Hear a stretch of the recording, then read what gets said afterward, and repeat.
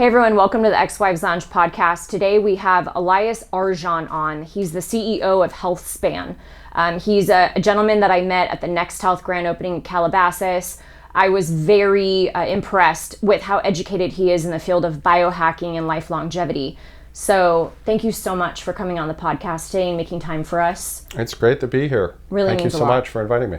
So where I would love to start with you is, first off, I would love to educate the viewers and the audience about your background, what got you into this field of biohacking and life longevity and helping people. What's your why on all of that? Yeah, very long story because it is a lifelong story, so I'll do an abridged version. I think my entire life I've always been a hyper-curious person, so I've wanted to explore all of the different domains of what makes people tick. I think has been my core why. Like, why do people do what they do, and how does that fit into the context of our civilization, our society, from a scientific standpoint, but also even from a psycho-spiritual standpoint. So I studied exercise science in college. I was a personal trainer. I was a triathlete. So I got really interested about 30 years ago in the idea of, like, what does it take to be a peak performer? Right. But what I discovered is that wasn't just a biological thing. It happens at many, many different levels. So I spent the last 30 years exploring what does it mean to be peak performance in entrepreneurship? What does it mean to be peak performance athletically, socially, in how to have better relationships, like all these things. Yes. And around 8 years ago, I discovered that there was all of this evolving science, technology, and research around human optimal biological performance, right? What is now called biohacking. Right. And I saw it very early that this was game changing. Because when I was a personal trainer 30 years ago, we didn't have that much good advice we could give people. It was like, do you want to lose weight, gain weight, or maintain weight? Right. You know what I mean? It wasn't as in depth. Yeah, like we didn't have all these tests about, like, what is your genetic profile? What is your blood labs? Like, what do you have? What are the things that are preventing you from peak performing? Now we can identify those things and give people tools and very personalized, precise insights on peak performance. Right. So once I saw that was happening, I got involved with wearables, I got involved with research, I got involved with the science, and I've spent the last 8 years, really focused on that biological optimization piece. But in regards to biohacking, I realized around 3 years ago that we're not just biological machines. Right. And so much of my work up until that point was maybe obsessed with the biological piece. Right. And I started to realize that I was meeting a lot of biologically optimized people that were miserable, that were assholes. Right. And I was like, there's a disconnect somewhere. Yeah. Yeah. Like having a six pack doesn't make you a good human. Right. Exactly. Yes, having perfect blood labs doesn't mean you're happy. Right. And so I started to realize that all this biological optimization that I was becoming, that I've always been kind of obsessed with, but it wasn't just biological, that there was a lot more there. And I've spent the last 3 years sort of expanding it. And that's why I use the term health span, because I realized that, I don't believe biohacking is the right term because we're not biological machines. Even longevity right now often feels elitist to people. Yeah, it does actually. Yeah, rich people can afford these longevity interventions. It's only the rich or the uber wealthy that can afford to research this, pay for all the different products and all the different procedures. Yeah, I'm not taking, the average person is just trying to deal with like paying their rent and doing their job, take care of their family. Like, they're not taking 200 supplements and, working out, at twice a day at specific times and doing circadian balancing. It's like, what the heck? Like, I can barely keep afloat in the world right now. It's chaos in the world. So 100%. So I realized that, we have to look a lot further. And that's why I like the term health span, because that's really about extending the vitality of your daily life every day. Right. And how long can you live in the best possible place, biologically, psychologically, sociologically, and spiritually. Right. And I think one of the biggest factors you and I spoke about that I just am so passionate about is the psycho-spiritual connection. Right. And with the craziness in the world right now, I think a lot of people live in fear. A lot of people live in high anxiety. A lot of people are waking up depressed. They don't know what's going to happen. They don't know where their life is going. Or they could be, you know, in a really high conflict, toxic work environment with a micromanaging boss where they're walking on eggshells every day. Or a high stressful, you know, marriage or a bad relationship. What have you seen on a cellular level, how these high stress, you know, circumstances play into life longevity and your health? Yeah, I mean, that's really, I think, the key thing for this particular moment that maybe needs to be a bigger conversation. Correct. Is the fact that, you know, if you're in a state of low-grade stress all the time, so like your background, you know, physiological state is stress. Right. And then we say, well, you're not sleeping, you're not exercising, you're not eating well, you know, and then we're telling people just do those things. Right. Like, and then they were like, well, why can't I? Or even if they do those things, they're like, well, I'm not losing weight. Right. I'm holding this adipose tissue. Well, why do you hold adipose tissue? Because when your body thinks that you're in a constant state of survival mode, I have to hold that fat because that's what we need in times of deficiencies, right? Right. And so, you know, when we can measure these things, right? We can measure your, you know, interleukins, your C-reactive proteins, your inflammatory markers, and we can see that people are in a lot of state of low-grade inflammatory markers. Right. And it's not just the ultra-processed food, it's their mental states. So everyone's talking now about like food dyes and ultra-processed food, and that's great. Like we need to address those things. Yes, 100%. But if you're constantly unhappy every day of your life in your marriage or in your job, or just, you know, AI is going to take my job tomorrow. Do I have a job? Like, you know, where am I going to live? How is things going to go? So I think we collectively are in a moment where pretty much everybody almost has an anxiety disorder, you know? 100%. No, it's very true. Yeah. And it's very true. So, yeah, there's a biological implication of that. So if we just focus on telling people, these are all the biological things you have to do, and we don't address these other issues, the psycho and the spiritual, which I didn't even mention yet. Right. But that's just the psychological. And so we really need to take a more holistic view. I totally agree with that. Now, what do you say to the namesayers who listen to you and go, oh, that's some woo-woo stuff and biohacking this, that, and they want to just, you know, they're comfortable just going to the normal GP and following Western medicine, and they're not willing to open their minds up to the idea of the way medicine is going. Well, how well has that worked out for us? Thank you. I mean, that's simple. Right. I mean, there's never been a civilization of humans that are sicker than the American population right now. It's very unfortunate. It's very unfortunate. It shouldn't be this way. It doesn't have to be this way. The problem is, the real reality of that is it's death by 1,000 cuts. Right. It's not just the ultra processed food. Right. It's not just the glyphosate. It's yes and the stress. Right. And the spiritual bankruptcy. What are people living for? Yes. Right? To make money and pay their mortgage and do what? They're just surviving. Just surviving. I mean, humans need to have a sense of fulfillment. Right. They need to be. They need to have love. Yes. They need to have psychological safety. Is actually, I believe, that one of the technical terms. Right. So, you know, when we were in a tribal village, you know, we would go out and maybe we would hunt or we would gather, and there's a lot of stress. Like maybe an animal is going to come kill me, and it's like I'm under stress for a period of time. But then I come back to the circle of my tribe, right? And within that circle, I feel safe, I feel loved, I feel community, I feel connection. Right. I sleep, I recover, and then I can go back out to deal with the stresses of life. And that's what we all need as humans. Without that, we're not functioning. No, it's very true. What are some ways in which people, let's say they listen to this episode with us and they're interested in educating themselves more about life longevity and the different tools that are out there now that maybe they're not being educated by their normal doctors? Where can they go? Yeah, I mean, that's the thing. There's a lot of conversation. The problem is not all of it is evidence-based. Right.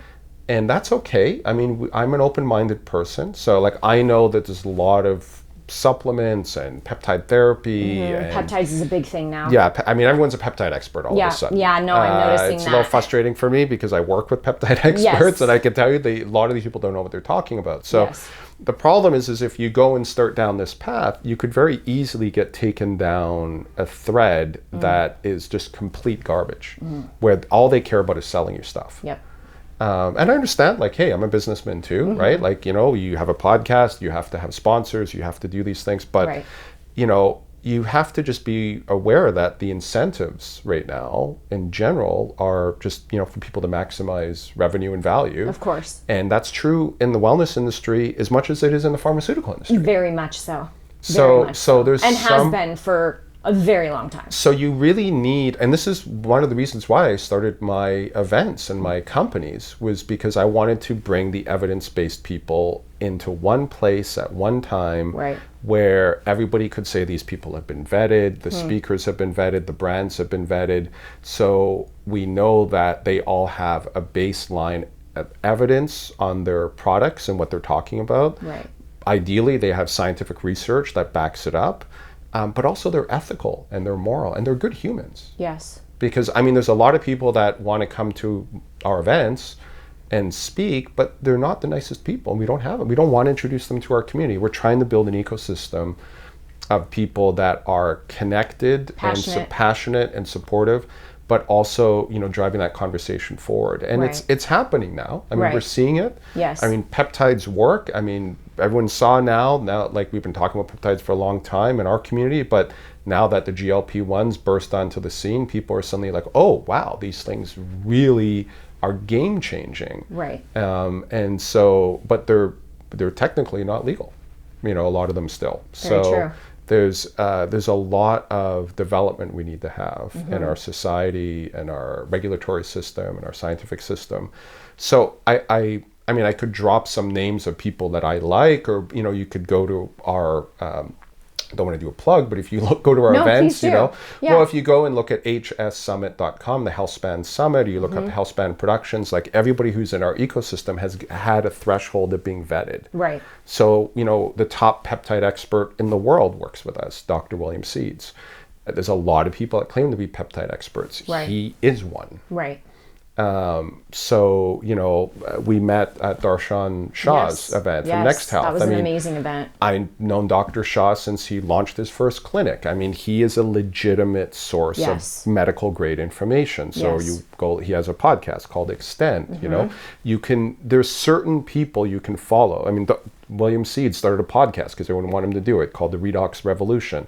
So you just got to be careful where you're getting your information from, 100%. But there is a lot of info out there. There is for sure. And you know what, from my health and wellness journey, it really all started when I was young. I think having an athletic background, and I was an equestrian for 15 years, jumped horses competitively, traveled around the world, and had a dad that was a wrestler at UCLA and all the good things. So I was very much raised around the health and wellness and fitness industry. I too got my credentials for training and nutrition when I was in college, and it's always been a passion of mine. But I even threw myself into this life longevity world, even more so during and after my divorce.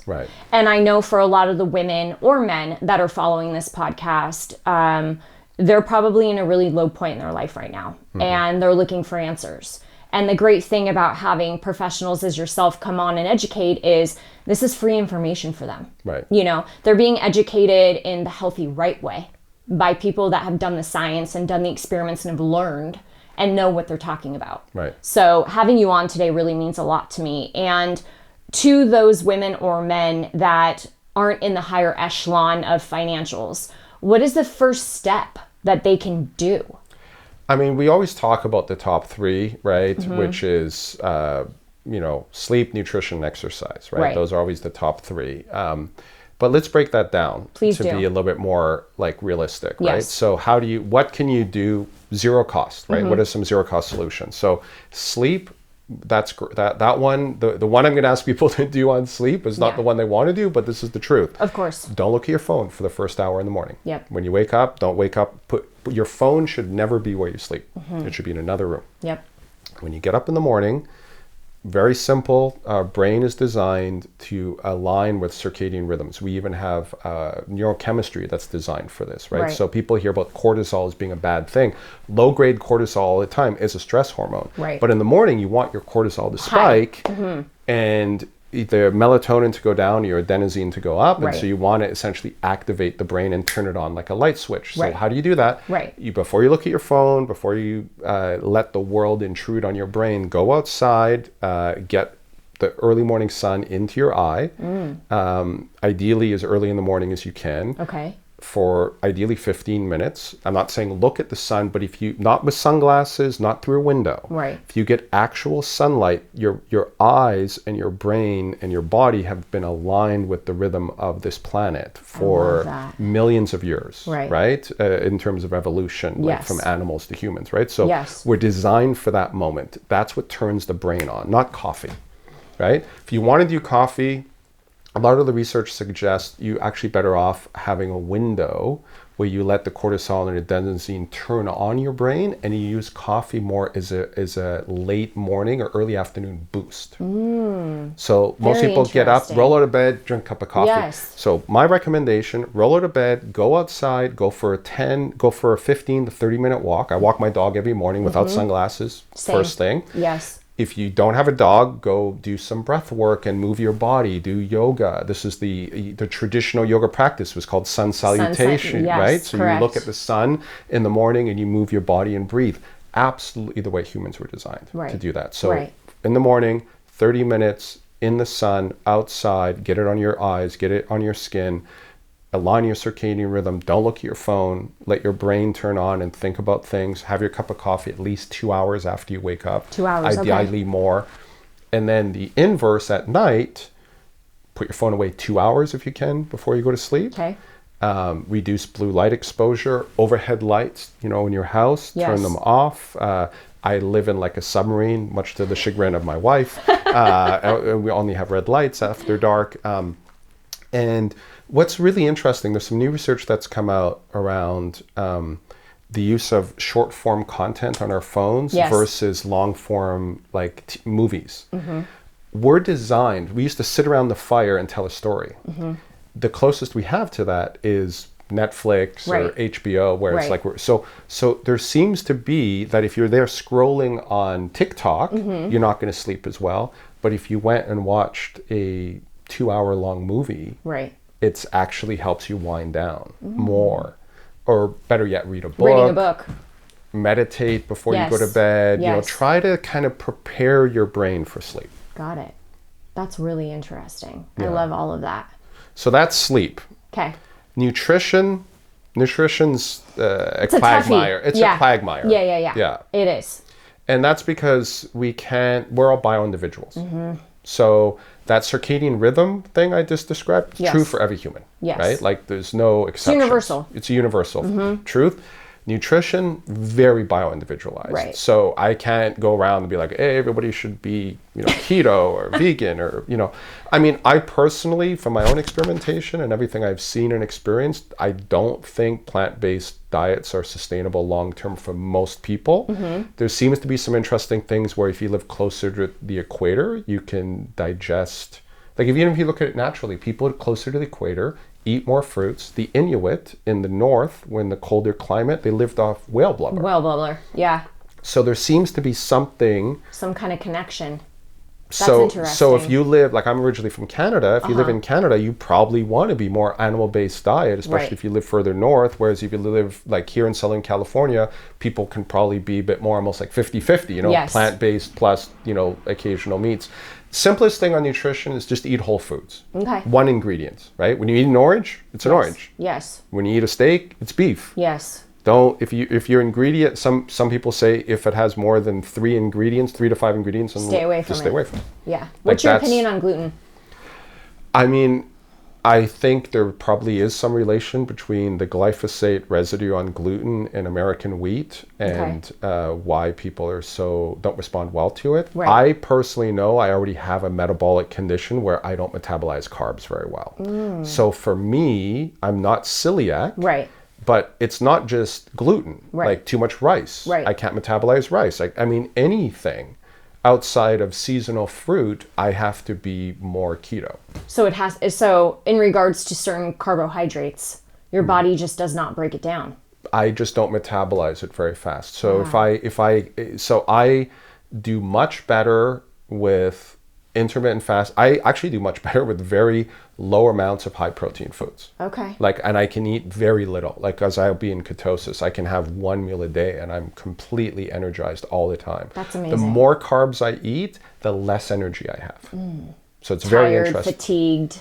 I brain fog, all those things. If I just try to maintain a high protein ketogenic state, I feel amazing all the time.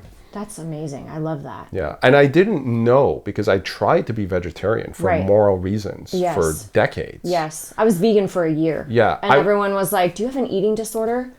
I needed that protein. I needed the protein to hang on to the muscle. I think most humans do, unfortunately. Yeah. I morally, I studied a lot of Buddhism and yoga, and I was in love with the idea of ahimsa. Same. Do no harm. Yes. I don't want to kill animals. I don't want to hurt animals. My body seems to need animal meat to sustain itself. 100%. So, and I understand the reasoning, and the moral implications, but we're designed how we're designed. It's funny how our beliefs cannot overcome our biological imperatives. It's very true. And I think that's a societal issue too. Yeah. Well, we're seeing that in a lot of ways. People want to believe something is true. Yes. And they'll act as if it's true, even though all of the information in front of them is showing you it's not. Facts.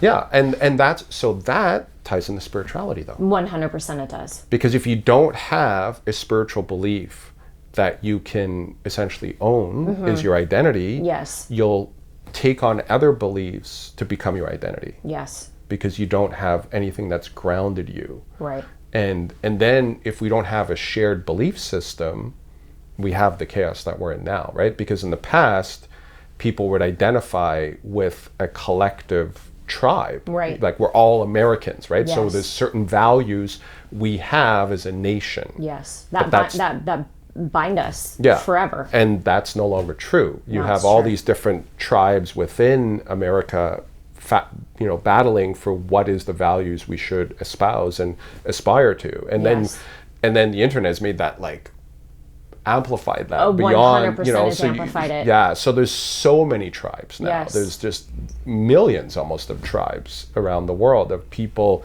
who identify with certain ideas and they're the in group. And then everyone else who's not in with them is the other. Right.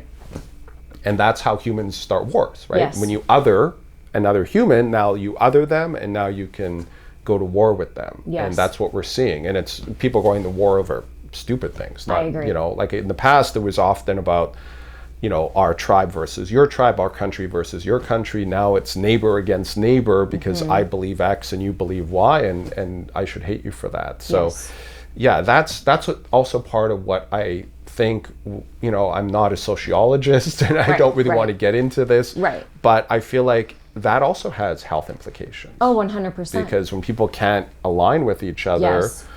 And everyone is constantly on eggshells, on edge, ready to attack anything that doesn't fit into their... That doesn't agree with them, right? Yeah. That doesn't agree with them. That doesn't see things the way they see things. Yes. Instead of being more open-minded to the idea of everyone's an individual, everyone's been raised differently, different values, and that's how it should be. Yeah, and we should be celebrating the differences, the diversity of cultures, of ideas. This has always been at least how I was raised. That's how I was raised as well. It was the fact that I grew up in a multicultural environment. When I was in,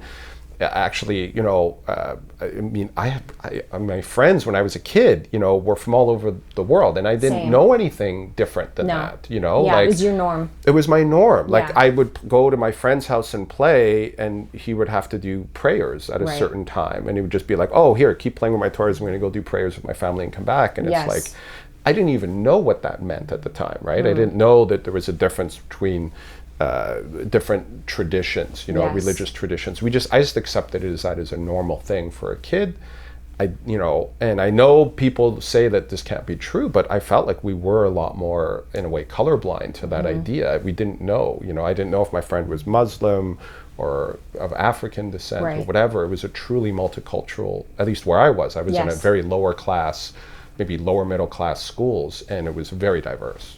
Right? Where did you grow up? I grew up in Montreal. I was born in Vancouver, but I grew up in Montreal, and very diverse working class. Very diverse. And Canada has always been, a bit of a different approach than America. It wasn't Inclusive. so much the melting pot, but it was more around what they called like the mosaic. Yes. So it was the idea that you could bring your own cultural traditions and maintain them as long as you were part of the mosaic of Canada. I love that.